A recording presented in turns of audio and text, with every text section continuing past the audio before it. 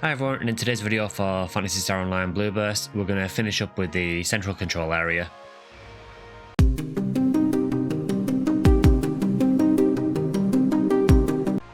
Hi everyone, welcome back to another video for Phantasy Star Online Blueburst. In today's video, we're going to continue the lore playthrough of episode 2. So last episode, we did the main outside areas of the central control area. And we got to the actual central part itself, but we couldn't access the interior part and we were blocked off. So we're going to try and continue and try and understand why that's happened and try and get into the central part of CCA. So we're now to 7.5 Isle of Mutants. So thank you for coming again, Hunter Taker. Not long ago, we detected abnormal photon readings from Galderval Island. For now, I'd like you to put the search for Heathcliff Flowen on hold and go investigate this abnormal photon response. Your operator has all the necessary details. That is all. Just see if Dan's got anything to say. Welcome back. Ellie can explain the details of your current mission to you. Hello, Taker. We recently detected some abnormal photon readings from Galderval Island. Ah, so you know already. It's the same photonic signature we found in the ruins earlier. This area is overrun with numerous decellular sublife forms. That's what the data indicates anyway. Also, regarding the island security mode, it's back online and the main gate is closed. Carl's hypothesis is, after we detected the photon signature, the island security mode was reactivated. As a result, it will now be necessary to once again deactivate the security locks in each area to reach the central control area. That's what he says anyway. Please try to find out what parts of Galderval Island are occupied by the decellular sublife forms. The rest of our analysis is still underway. Once we have detailed results, I'll be sure to let you know. So interestingly, obviously we're referring to the ruins from episode 1, and we've discovered that there's a photon signature which seems to be similar to the enemies that appeared in the ruins, which are the decellular sublife forms. So that is all the dark creatures that are in ruins. So that potentially means that we have some kind of dark creatures, some decellular life forms on Galderval. Now we have heard about decellular life forms a little bit already in the episode 2 story. And that was, if you remember when we were talking to one of the message capsules that Flowen left, he mentioned about how the infection that False creates was something called the D factor. And the D factor essentially is kind of the same thing. So, some evidence that maybe something similar to Dark False is at play, but we don't really know what yet exactly. Unfortunately, all of the gates in the central control are back online again, so we have to go and unlock them all again.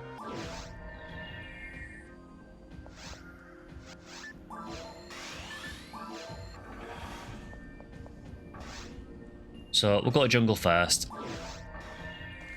Again, we're just going to blast through this in normal just to get through it as quick as we can.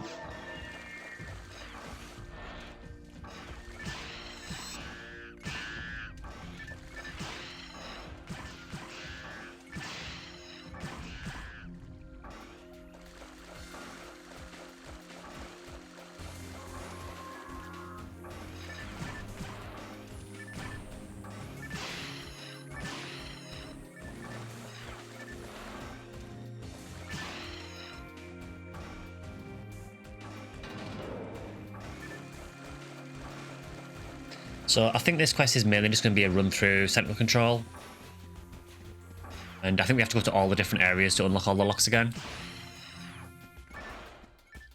So I always found this quest a little bit frustrating because you've obviously gone to the effort of unlocking all the areas in the previous quests, and now you essentially have to go and do it all again.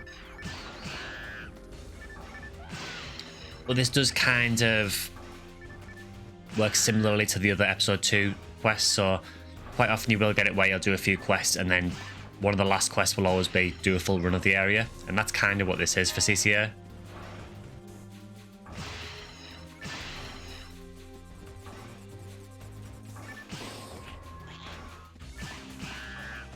So what I'll do is I will cut to once we get to either some lore or when we get to another part that's more interesting, because this is just going to be a general run through the CCA by the looks of things.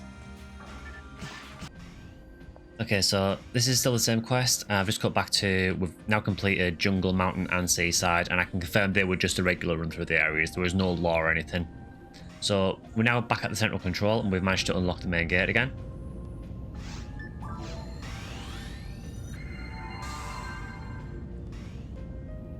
So we'll push back into central control and try and get further in this time if we can.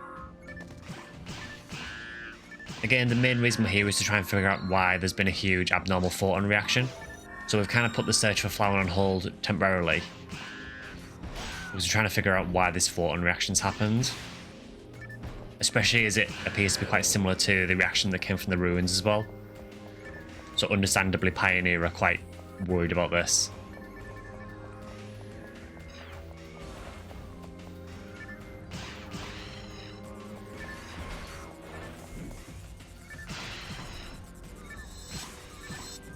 You see that again, a lot of the area is full of enemies that are obviously hostile. So again, we've got a lot of the guard robots active again.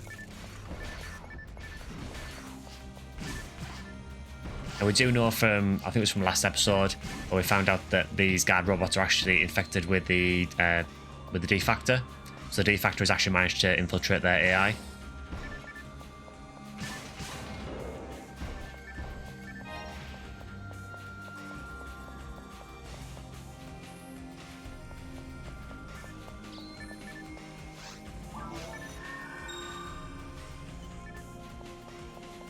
See, there are tons of traps in this area. So we've got motion sensors, we've got floating traps, pretty much everything.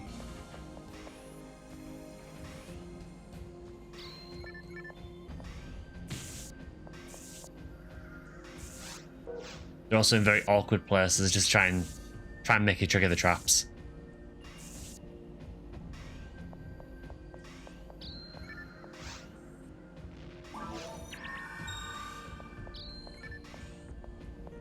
So again, with the area being this heavily trapped, it does make you wonder why we're Pioneer 1 trying to keep people out of here. It's said there's a lot of these stealth traps on the floor as well. Again, they might be quite hard to see on the video, but there is a lot of the invisible traps here as well. The shock trap's actually really annoying.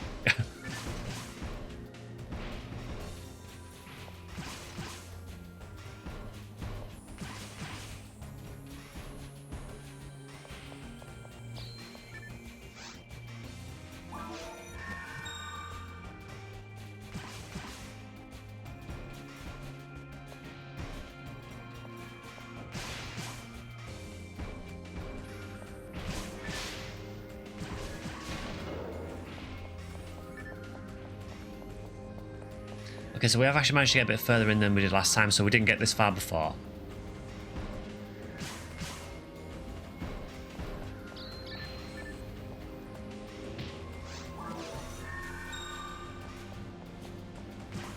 So again, we do have this very heavy security presence here.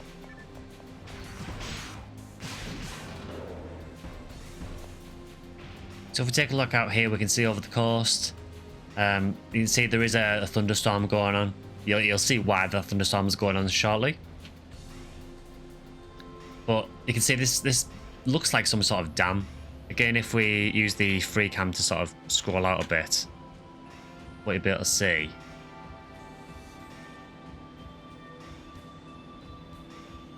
You can see it's some kind of huge dam. It's obviously controlling the water flow. So again, maybe this is, we know that this is all Pioneer 1's doing, obviously.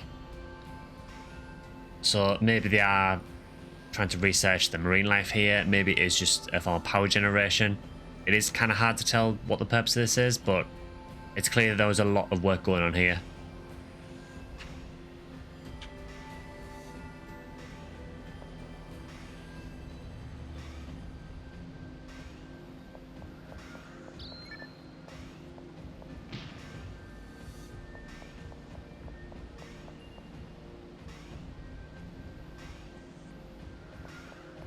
So as we get to the end here,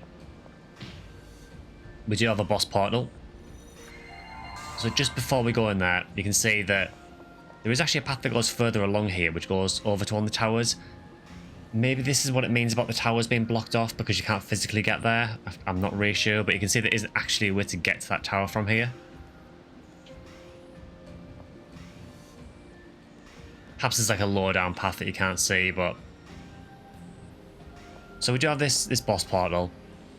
So maybe this will clear up what exactly is going on here.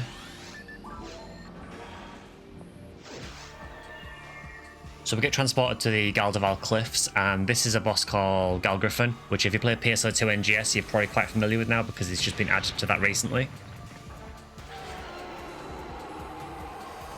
So Gryphon is an altered beast, which indicates that it's probably been mutated by Darrelly or Darrell. Oh, someone just found a Heaven Punisher. Definitely not me. This guy, he's a pretty interesting boss. He seems to have some control over wind and lightning as well, so that would probably explain why there's the storms in the background. Or maybe it's that Gryphon just gravitates towards areas with storms. Again, we don't really know a whole lot about it yet. But it's clear that this is obviously taking up residence in the cliff area around here. These cliffs, you can see the control tower is in the background over there, so we are very close. You can see the waterfalls, which is probably quite close to where the dam is from the control tower. So we are very close to there. So maybe the presence of this is causing all the monsters to go berserk. We don't really know at this stage. So what we'll do is we'll take care of Gal. Again, this is just on normal, so shouldn't be too difficult. He does actually have a lot of health for this though. Considering he's a normal boss, he still takes a few combos from mechs to kill.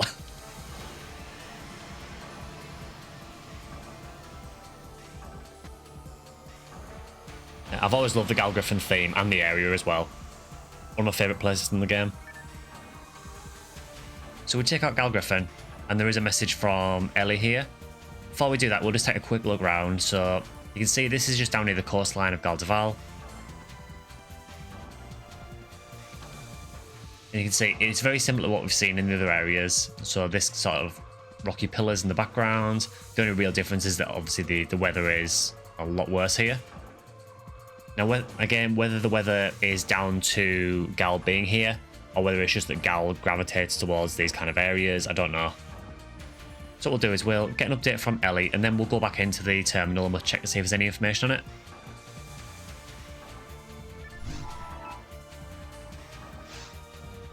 Take her. This is the lab. Ellie here. I can't believe you killed that huge monster. Good job, I'm impressed. I was so nervous watching you over the screen. If you're wondering how she was watching through a screen, remember that we first investigated this area through autonomous drones. So I'm assuming that she's had a drone in the area to watch. Maybe these terminals can be used as drones. Phew. Anyway, the lab will proceed with the data analysis on the creature. Please return through the teleporter. So before we do that, let's just go back into this and see if there's anything else.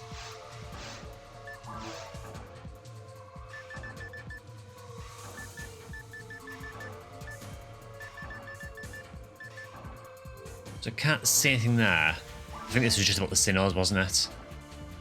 Yes, these are just about the Sinnohs. Is there anything else?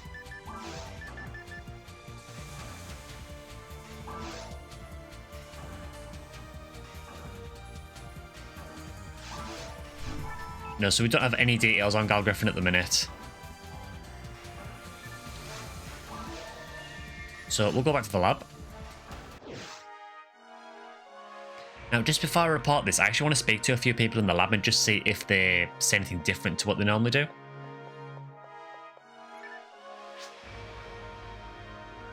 So research on machines, DNA and photons are being performed here. Yes, I know. I wish the researchers would get along with one another. There's obviously some tension aboard the lab.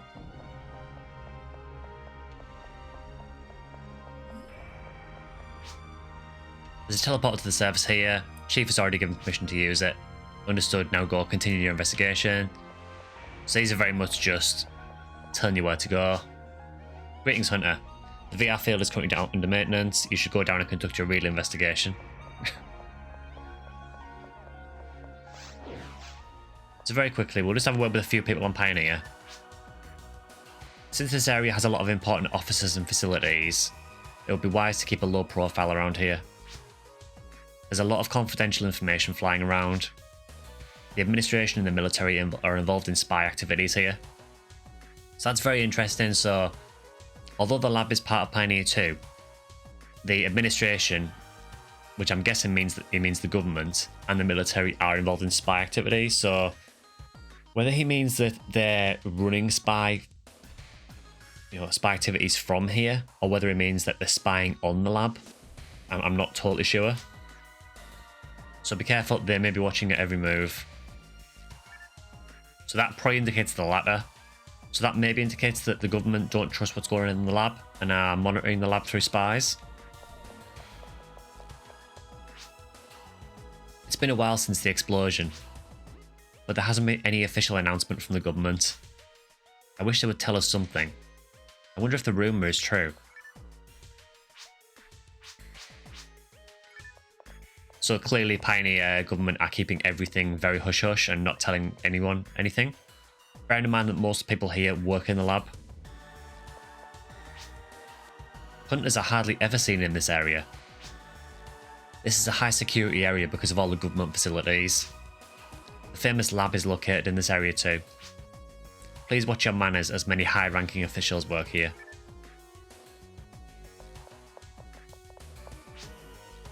Ta-la-la. Grown-ups are always complaining. The people from Pioneer 1 are only lost. They'll be back. Ta-la-la. I guess that some of that is more like childhood innocence. That she probably just doesn't understand what's going on. And again, if the government are not telling anyone anything, is there any wonder? I don't think there's too many other people to talk to. The lab area is actually really small. We're surprised to see a guild counter in a place like this. The Hunters Guild is here to support everyone on Pioneer 2. With the support from the administration, more guild counters are going to be built. There's always work for hunters. So interestingly, the administration, meaning the government, seem very, very keen on using hunters to do work, but are also spying on the lab at the same time, so they are sending kind of mixed signals. The lab seems hectic these days. The administration is one thing, but even those government lackeys are taking advantage of the military's weakness. They'll be sorry. So it's very, very clear that there is a big rift between the lab, the government, and the military on Pioneer. Whether that's just from being cramped up on Pioneer 2 for so long. Bear in mind that, we arrived 7 years after Pioneer 1. Who knows how long we've actually been here above Rargol. Maybe the military is somewhat jealous as well that the hunters have been assigned a lot of the work now. Now, we know that the military were assigned to investigate the spaceship in episode 1, as in the ruins. And it backfired horribly, which resulted in Flowen getting injured. So maybe there's some sort of deep-seated hate that the military have for the hunters as well, because maybe they see it. It should have been the hunters that got involved. I'm really not sure. But there is clearly this big rift between what's going on between the government, the lab, and the Hunters Guild. So we'll report to Natasha. So, there are giant mutated creatures down there. I'm going to have to ask you to continue investigating. New coordinates were triangulated from the teleport you used. There's the coordinates for the teleporter down by the cliffside. The coordinates of the strange photon readings that we detected. And the coordinates from the message transmission. So they've got these 3 different coordinates and they're basically triangulating the signal of them all. All 3 of these converge to roughly the same place. The coordinates point to a place beneath the island on the seabed. It looks like there has to be some kind of facility down there. Let me give you something, Hunter Taker. Investigating this seabed facility will doubtlessly be very dangerous. Hopefully this will prove useful and help you.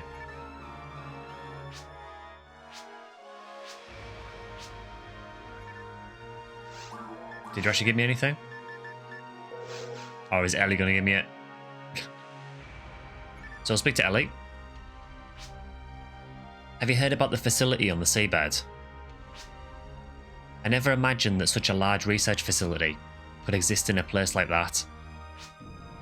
I'm currently conducting an investigation from my terminal here. Once the terminal's data has all been analysed, we'd like you to go to the target area taker. Also, the Chief has granted you some equipment to bring to the seabed with you.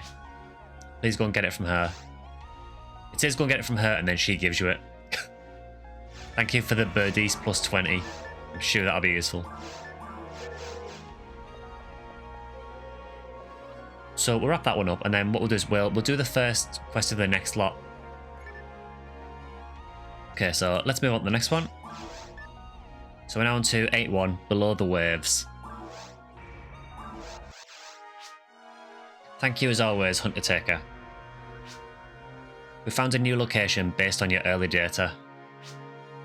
First, we took the coordinates of the Cliff's teleporter, then the coordinates of those abnormal photon readings, and finally the coordinates of the transmission. Together, they indicated something on the seabed. We know now that there's some kind of facility down there. Get the details from your operator, Hunter Taker, and investigate that facility on the seabed. We couldn't have done this without your help. We think what you encountered at the cliff, the giant creature, is a mutation or an altered beast. The conclusion is based on local data from Cal and data on the mutant life forms in Raggle's underground. For now, we're calling it a worm-type mutant life form. The outbreak of mutations under Raggle was traced to injections of body fluids from the giant crustacean life forms found there.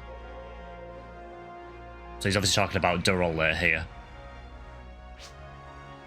On the surface of Galdeval, the mutations also follow the same pattern. But this giant creature seems to be a slightly different type of mutation. Not only has its mutation occurred independently of other life forms, but the scale of the original mutation is equivalent to that found in the giant crustacean life form. I wonder what this means. I wonder what the Chief thinks. So they're basically saying that they don't really know why Gryphon exists. It's an altered beast, so it's a mutant. So it's obviously mutated from something, but they can't trace where it's mutated from. Because would Durol have been able to mutate something that big? So there is a lot of questions flying around here. We do know that the island in general was used as a test site for Pioneer 1. So maybe it's something Pioneer 1 have experimented on. We don't really know for sure.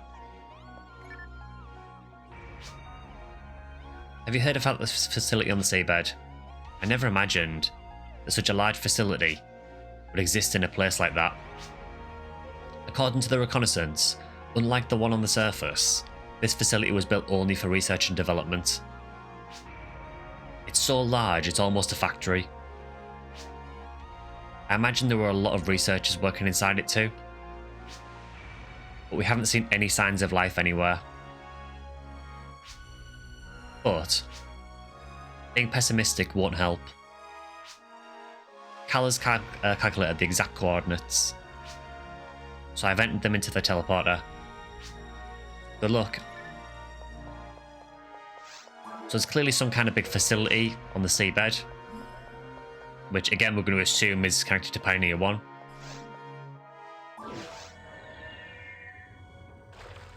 So this is the seabed, and the first thing you should probably notice is that immediately when we come in here, the music for a start is quite sort of haunting and a little bit unnerving. Secondly, you can see that there is some elements of flooding here. Now, obviously we are underwater, which if we go out here, you can see that we are literally on the seabed. There is fish outside. I've always liked how you can see the reflection of your character in this. I always like that nice little detail. What you can see is this part here. There is water on the ground. Now, maybe this is meant to be like a docking area that maybe get some seawater in it when people arrive. It's kind of hard to tell, honestly. But it's very, very industrial area. The Pioneer one we're clearly working hard on. So we'll push a bit further in and we'll see what exactly is going on here.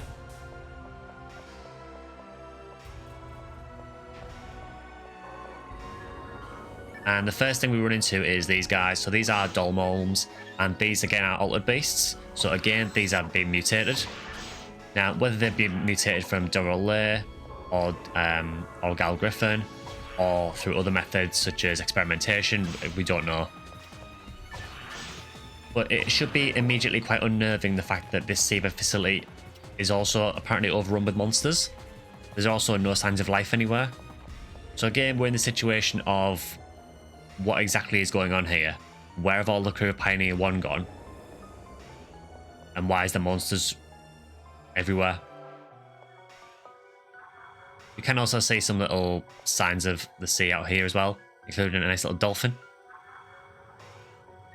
I wonder if that's meant to be like a call, like a little Easter egg reference to Echo the Dolphin.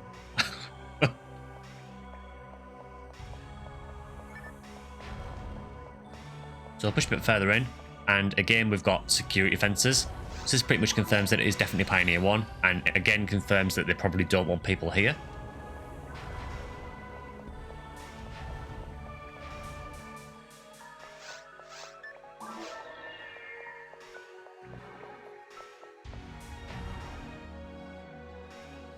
So again, what we are looking for is, looking for terminals, trying to figure out what this place is more than anything else.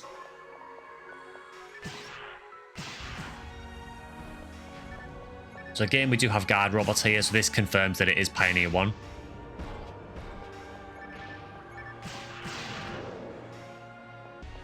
Again, if you're seeing a lot of banners at the top of the screen, it's because there is an event on at the moment with increased drop rates, so there's a lot of rare stuff dropping.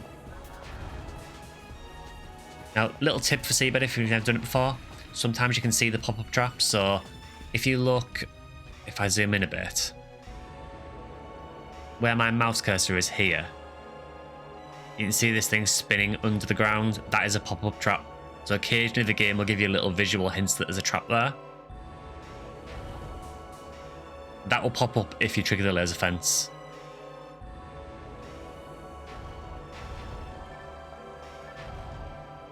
So we do have a terminal in here actually, so let's activate that and see if there's any logs. Warning. Automated defense system activated to security level 4 in Seabed research facility and central control area. Warning. Automated defense system activated to security level 4 in Seabed research facility and central control area. So let's do a search log.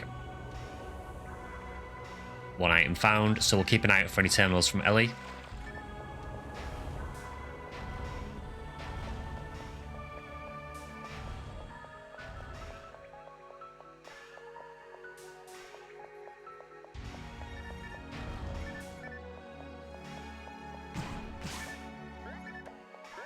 So again, we've got more evidence of sort of guard machines. So these are recall boxes and recons. These essentially function very similar to the moths from Forest in episode 1. So you can just keep on spawning them.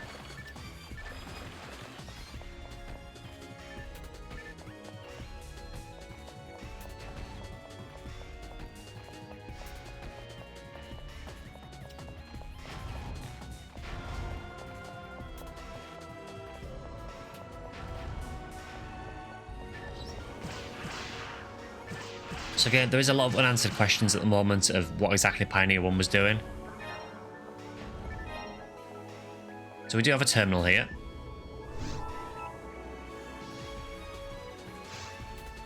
Taker. Hi, this is Ellie from the lab.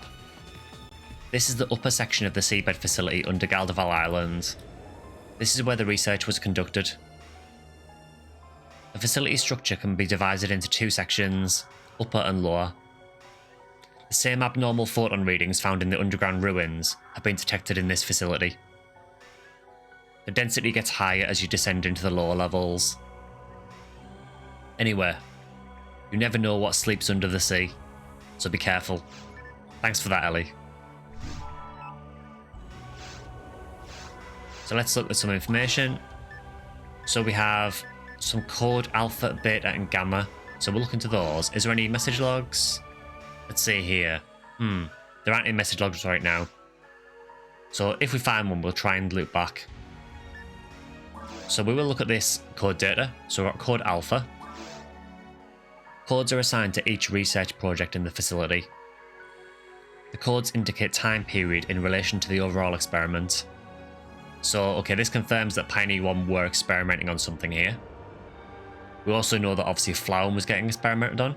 So is this where Flowen was brought to?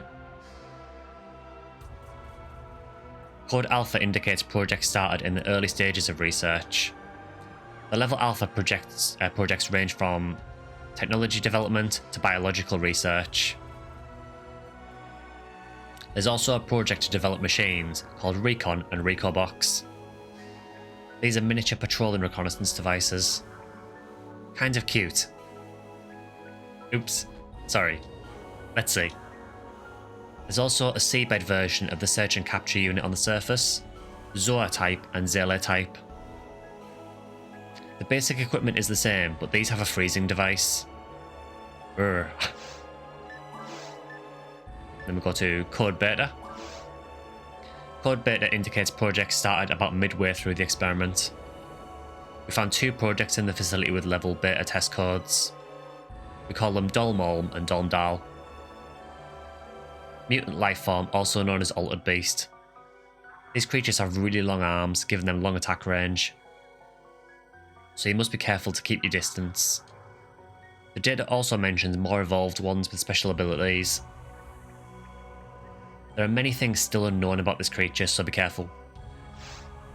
And then finally, Code Gamma. Let's see. I'm sorry, the analysis on this data isn't finished yet, so we haven't found that yet. So with that, we'll push a bit further on. Yes, this is definitely one of the centerpiece rooms of Seabed. We can see it's clear that whatever security measures are in place in Seabed, something has gone wrong.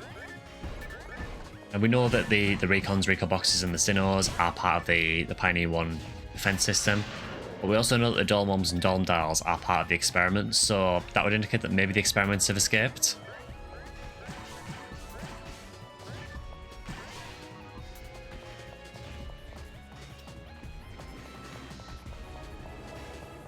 So in this room here, you can see we do get a good look outside. And you can see we are right on the seabed. There's a lot of reflections here, so it is kind of difficult to see well. But you can see there is an extensive development under here. And this is just the upper levels of the seabed as well, so we don't know how far this goes. So we do also have these rooms that are full of poison. So again, there is a lot of defense systems active here. It's very clear that someone was trying to keep this place under lockdown.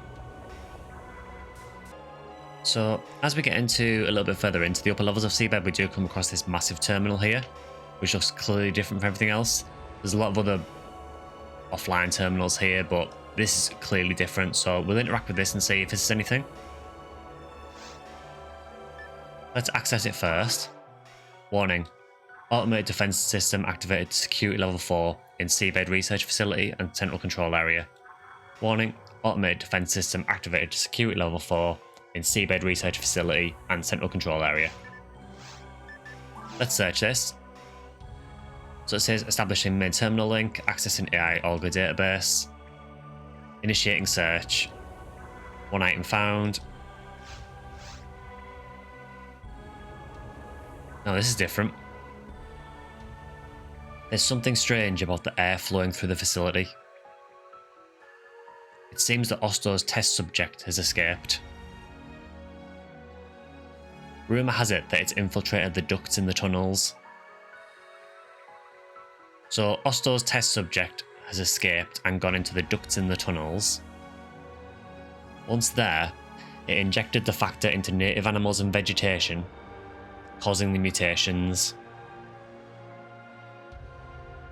The island's control AI has also been infiltrated. In the tunnels, not only are the creatures mutating, but the affected machinery is going out of control. It's only a matter of time until the central dome is affected. Yet, despite it all,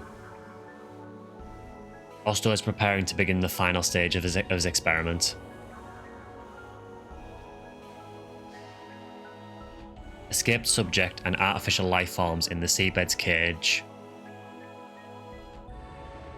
They were only part of the experimental phase. Everything is going as planned. All this outrage will be forgotten when the experiment succeeds. They're planning to create the substance that makes the sub-life forms with their own hands. There's one difference though. They're using a human core in hopes of being able to control it. In other words, they're trying to make controllable bioweapons based on it. What could the outcome possibly be, basing their experiment on something I know they cannot control, let alone even understand? How could Dr. Osto even think of creating an experiment like this? No. He must have a good reason for trying this. He must.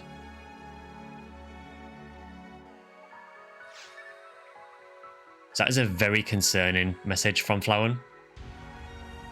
So we now know that Osto has been the one behind all of these experiments. We know that Beta 772, which was Dural Lair, obviously escaped from the tunnels and infected most of the life forms around Ragol with the D factor. But we now know that basically they are trying to create the D factor, and they're now using a human core to try and help create that. So essentially what they're trying to do, Pioneer, we've got all the way through episode 1 and all the way through episode 2, and we now kind of understand what Pioneer 1 were trying to do and what caused all of this. Essentially, Pioneer 1 were trying to create more or less super soldiers. They were essentially trying to make, as Flowen puts it, bioweapons that are based on the D factor from the D cell life forms, which obviously come from Dark Falls. Now, anyone with a logical brain can see that that is a terrible idea and that it could only go wrong. And we see that it has gone wrong in a big way. So this is a very, very concerning moment in the story, because you now realise the gravity of what Pioneer 1 were actually doing and how beyond help the scientists, particularly Dr. Osto, were. At that point, the power has just gone to his head completely. So again, I've said this a few times during the playthrough, but again, the main antagonists of PSO are the Pioneer 1 government and the Pioneer 1 scientists.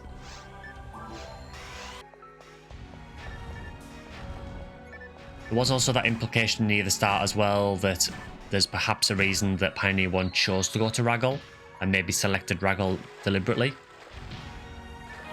And it's kind of all coming together now. So we now know that Pioneer 1 probably chose Ragol because they knew that Dark Falls, or something emitting the D factor anyway, was on the surface. And we now know this was essentially all just one big scientific project just to try and harness the power that Dark Falls has.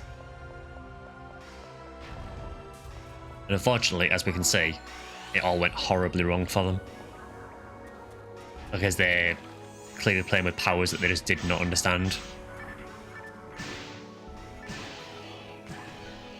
It is essentially, the story of PSO is essentially Curiosity killed the cat.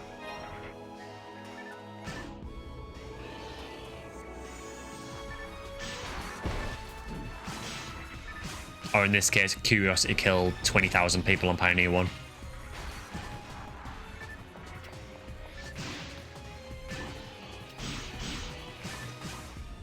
So what you've noticed there is we've now seen our first D-cell enemies. So the little spinning disc guys are these things called Deldets, and they are dark enemies. So we now know there is a definite presence of D-cell enemies here. So where there's D-cell enemies, that means there's D-factor. And where there's D-factor, that means there's potentially something similar to Dark Falls. So we now know that Seabed is an incredibly dangerous area. So I said near the beginning of episode 2 that the story ramps up quite fast once you get so far in the game. And I feel that this is the point in episode 2 where you start to realise just how serious things are.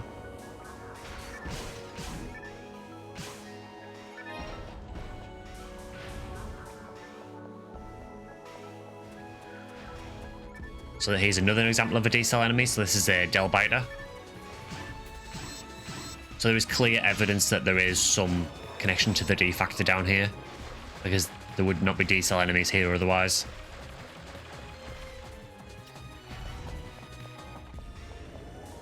Bear in mind that the only other place we found them is in the ancient spaceship, as in the ruins.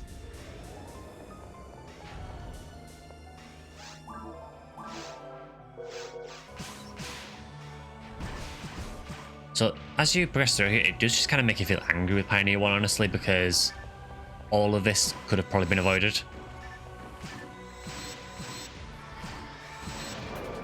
You know, no one had to choose Ragol as a planet to try and settle on. They could have chose pretty much any other planet with a habitable atmosphere, but they chose Ragol, and we're now sort of learning why they chose Ragol in the first place. So there is a terminal at the back there. So again, we will access this.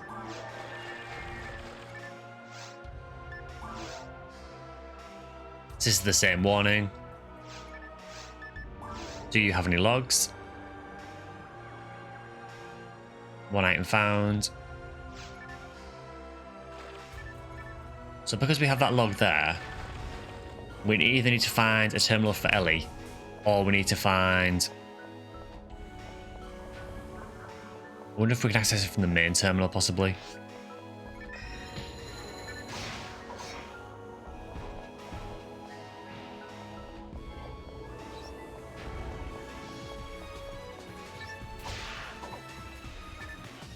Okay, so we managed to find another terminal from Ellie.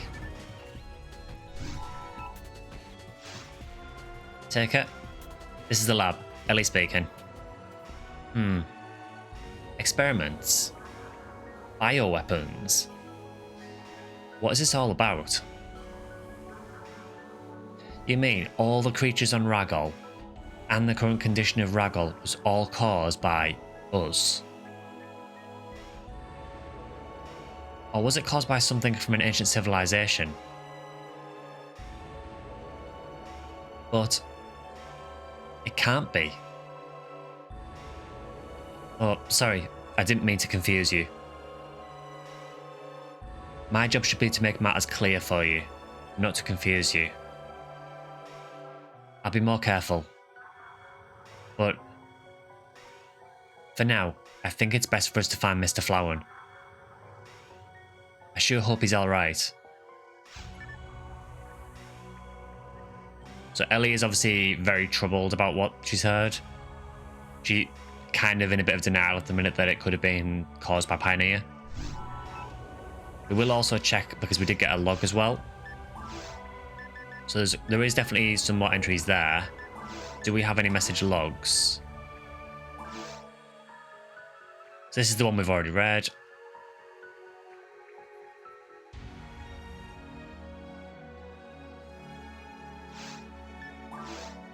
So we'll try Code Gamma again.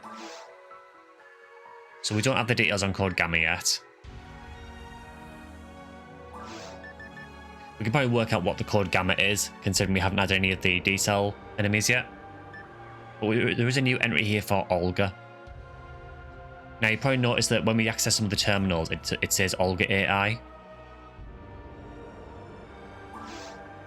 The Seabed facility has some terminals you don't see anywhere else. So I'm guessing it means that large one that we accessed earlier. Those are Olga's terminals. It's one of 3 autonomous AIs which controlled the experimental facilities developed by Pioneer 1. Actually, Cal here is another one of the 3 AI. He's quite amazing. His official name is Callus. And again, you would probably know this if you played Knowing One's Heart in episode 1 with Ellie. Cal was a Pioneer 1 AI, but he was recovered and placed here in the lab. Olga and Cal have almost identical specs. You know, something really bothers me about that data analysis. At the end of Olga's operation record, it says, Olga AI core successfully implanted in test subject. Just think about that. Normal operative pattern confirmed. That's what it says. I wonder what happened to the main core. The experiment code is Gamma 119. So we know that the Gamma creatures are probably the dark creatures.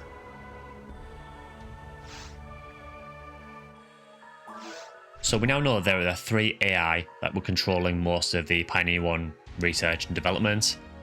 We know that Cal is one of them, Olga is another one. The third one, if you haven't figured it out yet, the third one is Volopt. So obviously Volopt has been destroyed. You know, we destroyed it going through mines. So there is just 2 left now. But the fact that they're saying that this AI core has been implanted in a test subject, I mean, at this stage, it's hard to sort of beat around the bush, but you kind of know probably who that's been implanted into. So they're now implanting AI cores into test subjects.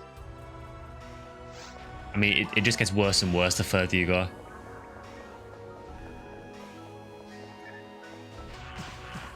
The strange thing is, though, we don't really know why they were doing it. I mean, we know that they wanted to make these bioweapons, obviously, but we don't know what led them to want to make those.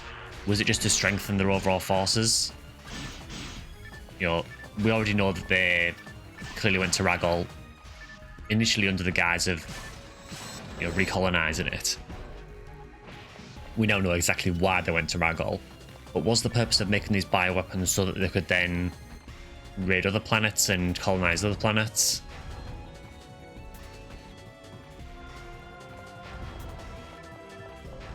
Was it just all under the guise of scientific advancement? Again, it is really hard to tell.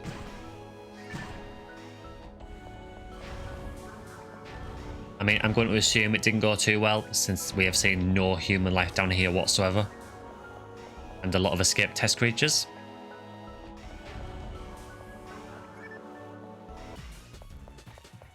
Now bear in mind, this is only the upper levels of the seabed as well. And if you remember what Ellie said earlier, the photon density increases as you go further down.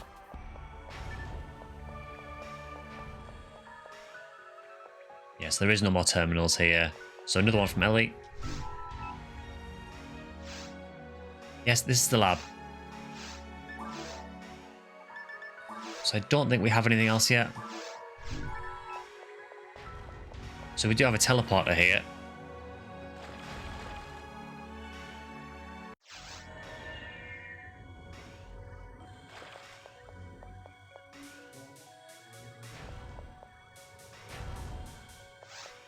So Ellie did say that the seabed was a very large complex, and that definitely does seem to be the case.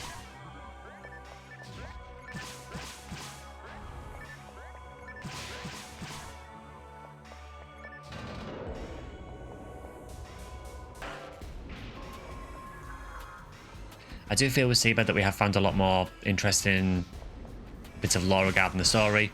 We're starting to sort of piece together what exactly was going on now. Not just in episode 2, but also what led to the events of episode 1 as well. I do feel that episode 2 does a fantastic job of tying it all together.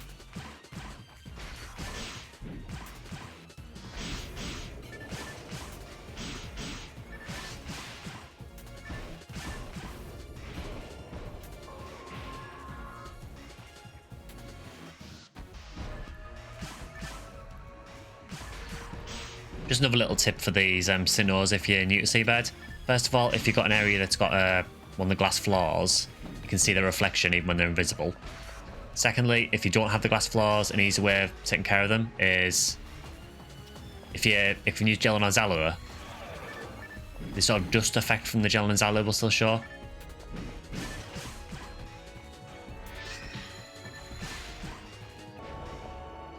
This way, curiously, is completely blocked off. You see there is a terminal down there, but we don't seem to have a way of accessing that yet. However, there is a main Olga terminal here. So game will access this. So that's still telling us about the warning. We dove into the record.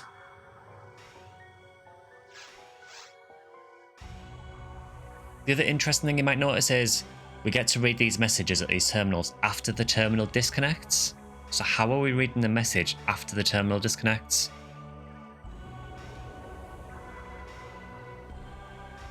Pioneer 2, carrying the remaining refugees, is approaching Ragol.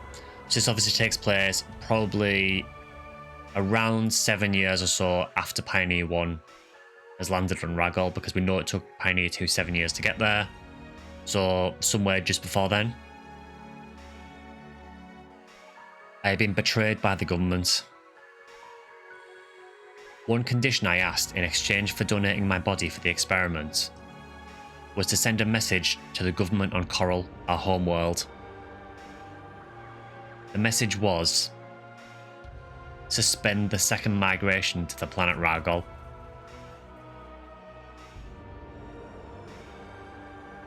I should have known the message would never be sent. The people of Pioneer 2 will soon land without any knowledge of our current situation. I heard that there have been assassinations within the military. Probably the work of those bloodthirsty dogs. Deputy Commander, my blindness led to the deaths of my men.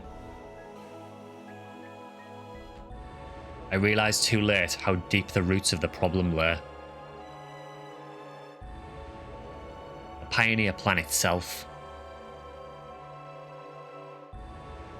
That's where it all began.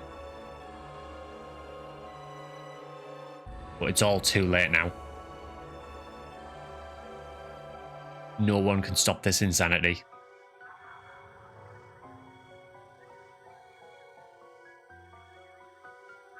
I will no longer be myself in a matter of time. I hear footsteps. Someone is coming to get me. I have no will left to fight. My body is weak.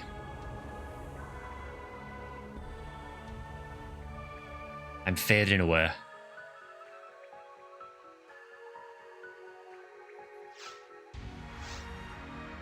Ellie speaking. Message log confirmation and analysis are complete. Oh no. That means Mr. Flowen is... But wait. If that's the case, then who sent this?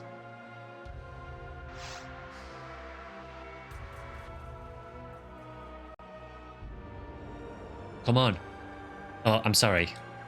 The communication terminal has been having some problems. Terrible static. Cal is investigating the problem right now. But you don't need to worry about it. You need to concentrate on the mission right now.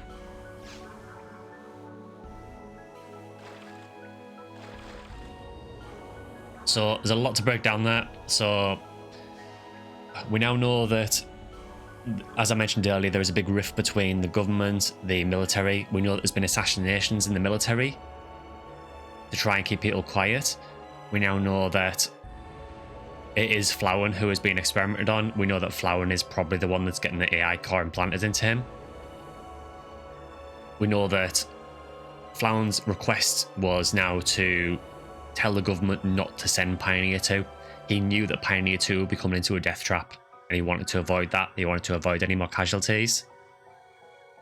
But the Pioneer 2, the Pioneer government on Coral, well, the government on Coral completely ignored his either ignored his request or it wasn't sent by the scientists, which I think is probably the more likely.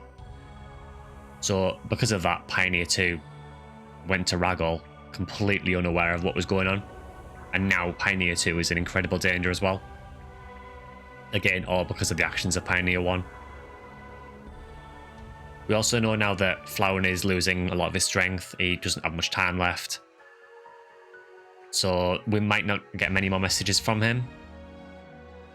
However, Ellie did say that if Flowen is dead, then who sent that message? So there is still a bit of a mystery going on as to what exactly is happening here, but we know that whatever it is, it can't be good.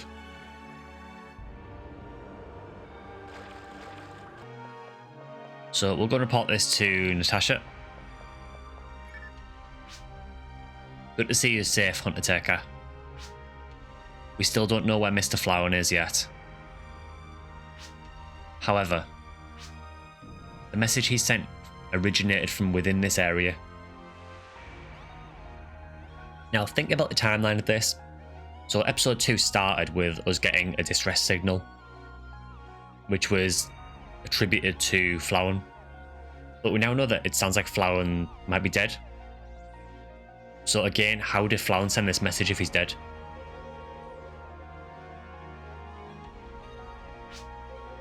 He has to be down there. The question is he alive or dead? Please continue the investigation, Hunter Taker. Altered beasts found in both the underground caverns near the mine and the Seabed facility, and both were secretly constructed by Pioneer 1.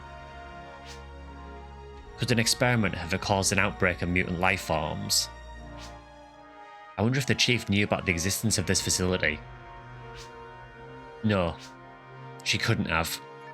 So even Dan is kind of having a bit of a crisis at the moment. Now he's wondering, is Natasha in on this? Does she know more than she's letting on? Or is she being misled as well? So kind of everyone is starting to get a bit distrusting of each other on Pioneer 2 now as well. So nobody was down there, huh? And there's still no way to tell where Flowen is. But we've just got to believe he's still alive. I know you can help us out here, Taker. So with that, we will end this episode there. In the next episode, we'll venture a bit further into Seabed and we'll try and figure out what exactly has happened to Flowen and try and figure out the depths of insanity that Pioneer 1 went to.